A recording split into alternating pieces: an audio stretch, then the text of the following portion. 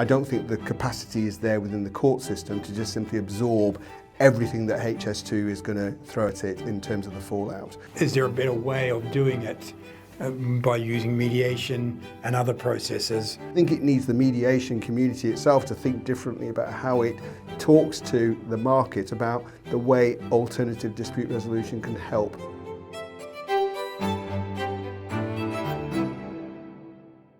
So Amrik, you and I were in the office last week when the announcement that the government were going to cancel the HS2 leg from Birmingham to Manchester.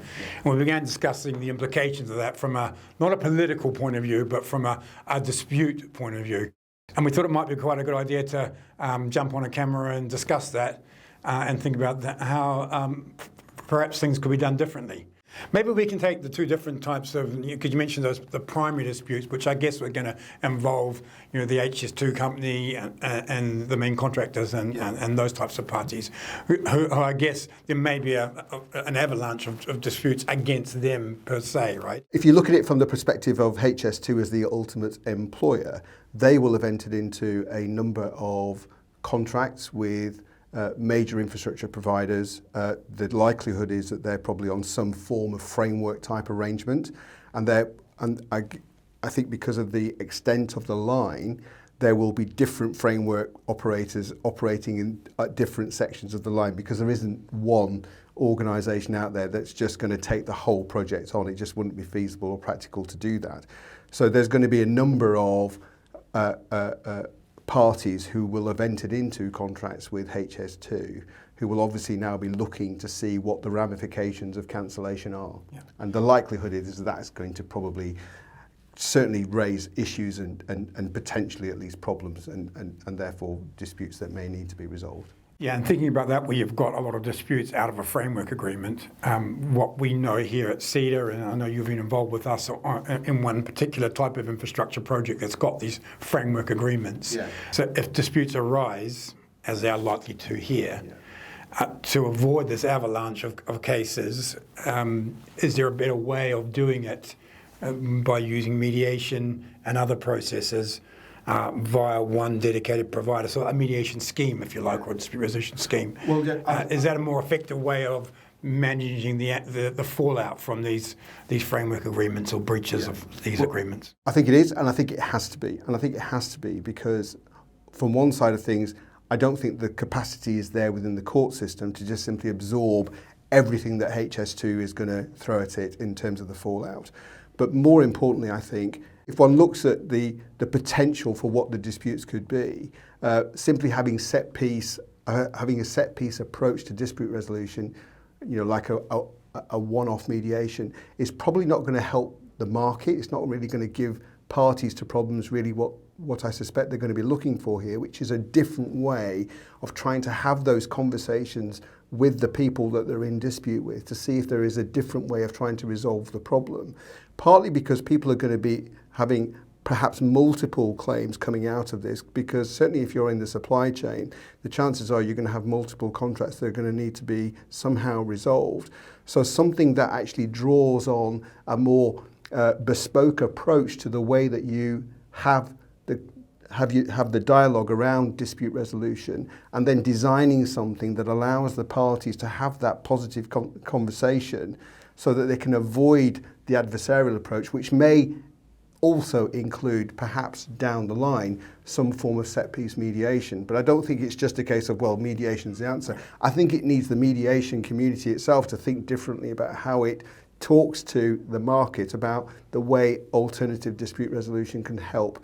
And I think the HS2 scenario is almost like an opportunity, but also a challenge to our profession to say, oh, how can you help and how can you do something that's going to be specific to the particular challenges that HS2 will throw up? Yeah, and to pick up that example, I think what we may see is the use of more hybrid type processes, as you said, more specific process designed to meet the needs of those particular types of disputes.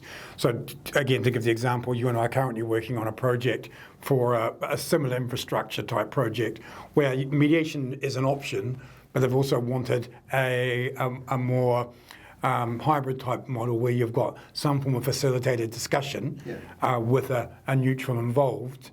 And then hopefully that will resolve through settlement. But if that's not possible, then there's some form of determination, which is not binding on the parties, but in this circumstance, but it will at least guide them about what would likely be to happen.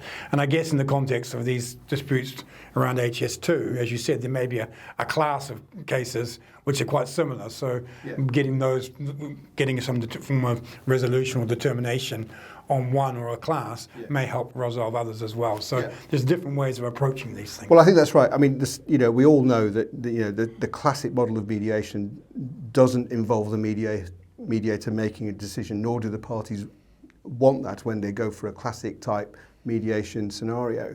But here, I think what we need to think about is actually an engagement in terms of the early stages of the dispute process while it's still evolving, and whether some proactive involvement by a neutral who's not there to give the parties necessarily the answer, but is there to start engaging with them, probing some of these issues and actually being quite interventionist in the way that they do that.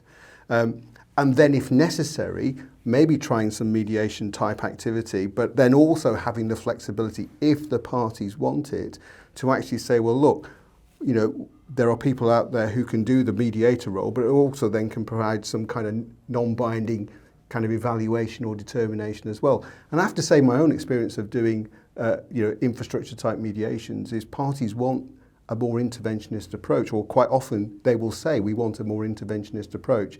And there have been cases, as you know, James, where, mediators have been asked to do, non-binding evaluations at the end of it. So this is, mediation is not, there's no such thing as a set model for mediation, and we have to be prepared to be flexible and make it work for the circumstances that the market requires. And I think the market is going to put a challenge on us in the context of something like HS2 to say, can you do something that is different and meets the challenges that we now have? The central theme that you and I were discussing, and which is the purpose we wanted to record this today, was, this needs to be thought differently. If it is going to have an avalanche of disputes, then just don't default to litigation or even straight mediation.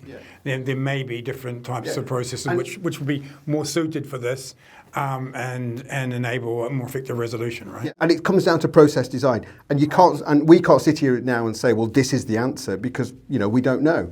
But it's being prepared to have that engagement with the parties and say to them, whether they be at the top of the chain in terms of disputes between HS2 and their framework suppliers, or further down the line in terms of the supply network that's working with them, to say, right, what is it that you need from the mediator or the neutral in this situation, and how do we design a process that works for you, and having that ability to be flexible and meet their needs, rather than saying, well, this is how we always do it, so this is how we're going to do it. And there's also a benefit here of having an institution who's been managing all that, particularly if you've got multiple numbers of claims and multiple neutrals being needed to do that. So that sort of the process design bit, and then the running of it is important, particularly if it's a large number of claims. Yes, I agree.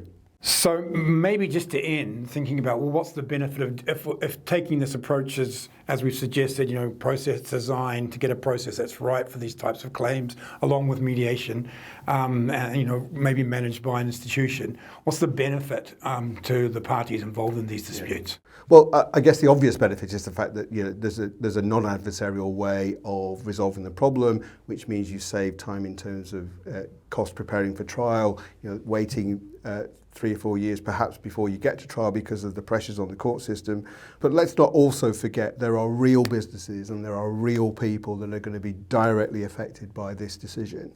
And that requires, I think, a real recognition that they may not necessarily be able to wait 2, 3 years, 4 years before a decision is made by a court or a tribunal or an arbitration.